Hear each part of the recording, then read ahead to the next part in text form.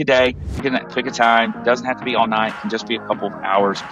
Pick a place, call that place and make a reservation. Call that place and make a reservation. Put it on your calendar and then look for it.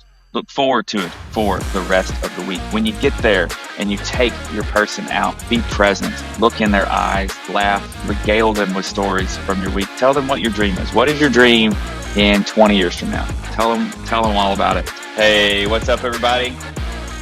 Today, we are talking about something that is near and dear to my heart. We are talking about dating.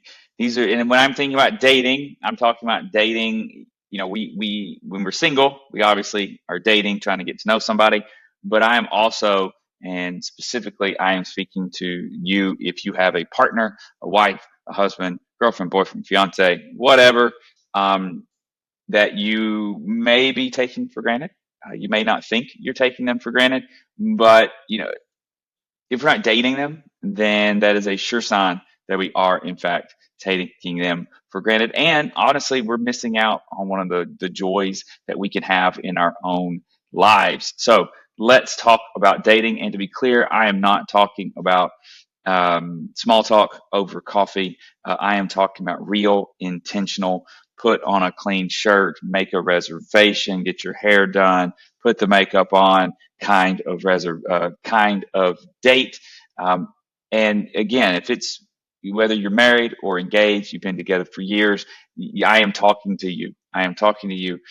And I will tell you, the busier you are, the more chaos that's in your life, whether it's parents or your kids or your jobs, the more chaos that you have, the more important it is for you to be dating your significant other. What are the three reasons? I'm going to give you three reasons. Three reasons. One-on-one time away from distractions will give you a chance to look each other in the eye. How often do we miss out on eye contact when we're busy and bustling throughout the day? You simply cannot have quality time in the middle of your chaos, whether it's laundry, kids, dishes, or emails. A date creates a sacred space. It's a space with undivided attention. You can have the eye contact. You can have the conversation. You can have the giggles. You can have the laughter. And I'll tell you, when we think about eye contact, my favorite part about going on different dates and going to different restaurants, or maybe we don't go to a restaurant. We go to a restaurant just at a small table. Maybe it's a high top, and we look at each other's eyes, and we can hold hands over a glass of wine or an appetizer. That's one option. Another option, how often can we sit at the bar side by side and watch what's going on? Maybe we're watching a TV show or sports up on the bar. One of my favorite. I did this in college a lot with some friends. We called it paneling, and it's where we sit side by side, and where we can see the world around us unfolding, and then that gives us something to talk about. And what's cool about that is we both get to have a very similar experience at the same time, but it's not going to be identical. And then we can share, and look at each other in the eyes and talk about what we're seeing, what we're experiencing, what we're feeling, all those things. So I'm a big believer in dates. And again, what is that date? A date, you're on the date when you had to take a shower, when you had to do your hair, when you put on a cleaned button-down shirt. It's Texas, it's Houston, it's hot. Maybe it's a short sleeve polo shirt. That's fine. That's fine. So that is, when we talk about a date, we're talking about one-on-one time away from distractions. And it's okay to give the kids, pizza for that Friday night, that Saturday night. My kids have enjoy what they get at home so much that it is fairly typical for them to come home and say, "Hey, why don't y'all go out on a date tonight?" Okay, and so that's cool. That's cool. My kids, I'm pretty sure they're not telling me that because they see the value in my marriage, but for their own their own freedom and fun. But that's okay. Number two. Benefit of dating your loved one, your significant other, the benefit of dating your partner is that you spend money on them. You spend money on them. And it's not about luxury, but it is about value. Okay. We spend money on what matters to us, whether it's a house, whether it's cars, whether it's vacation, whether it's taking care of ourselves, whether it's our food. We spend money on what is important to us.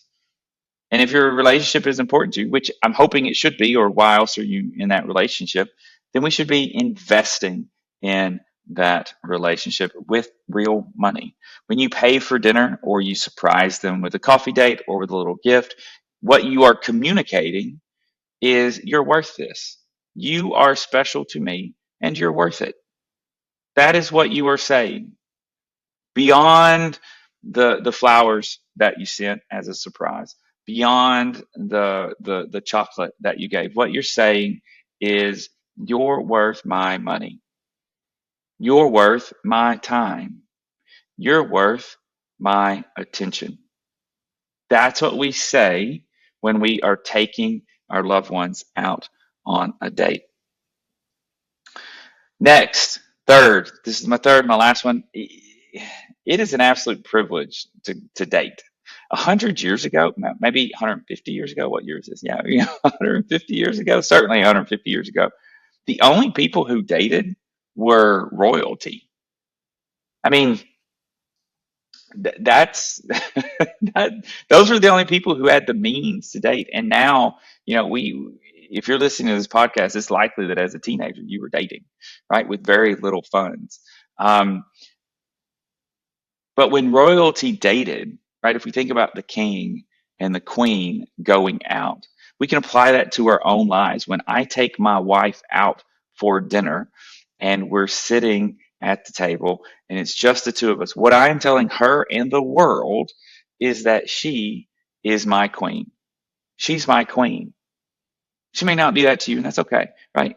I don't want her to be that to you, right? She's my queen, okay? And anyone can go into that restaurant and see us, and can see me looking into my wife's eyes, can see me having a conversation one-on-one intimately with my wife in that conversation. It is telling her, it is telling the world that she is my queen, she is worth it, and she deserves my time and she deserves my money. So my goal is to treat her with ceremony, with honor, with joy, and with celebration. So with those three things, um, I'm a big believer in dating. Go on a date. That's your challenge. Here's your challenge. Don't wait for your anniversary. Don't wait for things to calm down. They're not going to calm down. If you look at our calendar, like literally, Celeste reached out to some friends and had said, "Hey, do you want to go on a double date this weekend?" We're free on Saturday. That's what we've got. Right. I think we're free on both Friday and Saturday this one weekend, which is pretty random for us. If you know us, we travel a lot for water polo and for swim meets.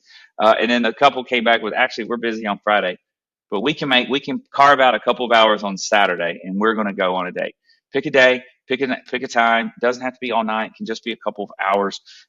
Pick a place, call that place, and make a reservation. Call that place and make a reservation. Put it on your calendar, and then look for it. Look forward to it for the rest of the week. When you get there and you take your person out, be present. Look in their eyes. Laugh. Regale them with stories from your week. Tell them what your dream is. What is your dream in 20 years from now? Tell them all about it. Tell them where you want to be with them 20 years from now, because your time and your wallet matters. So share it with the one you love. Dating, it's more than romance. It's respect. It's intention. And as I talked about earlier, it is royalty in motion. Your spouse deserves it. Your loved one deserves it. Your partner deserves it. So that's your action for today. Stop what it is you're doing, or make a note for yourself to do it later. But call, make a reservation, put it on your calendar, take your loved one out, spend some quality time, just talking about the world, giving individualized attention. So if if this episode hits home, please feel free to share it with a friend. Share it with your spouse. I'm not against you sharing this episode with your spouse, saying, "Hey, this is what you need to do to treat me better." Now, that may not be the absolute best way to go, but I'm not against it. So give it a shot. Put it on your calendar. Make a reservation. Let's get going. And if you're ready to get stronger in your body and in your relationships, grab a copy of my book, 1 Minute Fitness. You can find it on Amazon or wherever books are sold. It's packed with simple habits, including not just getting stronger, not just losing weight, not just improving your mindset, but also in building your relationships. With advice like this is packed with simple habits that create real change 1 minute at a time. Thanks for tuning in to this episode of Busy People Getting Fit, and I will see you next time. But tonight, take your partner out on a date. Have a great day. Bye.